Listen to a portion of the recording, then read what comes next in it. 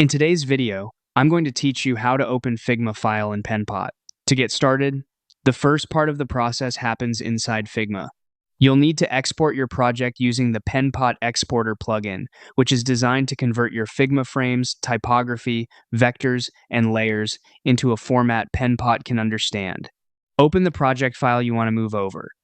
Then click the Resources icon in the top left toolbar, the one that looks like a small grid, or use the Shift and I shortcut to open it quickly. From there, switch to the Plugins tab, search for Penpot Exporter, and click Run. When the plugin window appears, choose Export your file. Figma will then package your design and download a compressed file to your computer, usually ending in zip or Penpot.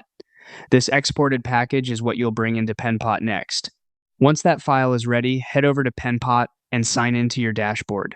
In the left sidebar, open the projects area or your draft space, depending on where you want this imported file to live. After that, look to the upper right corner of the dashboard and click the three-dot menu. In the dropdown, select Import Penpot Files. Now choose the zip or Penpot file you just downloaded.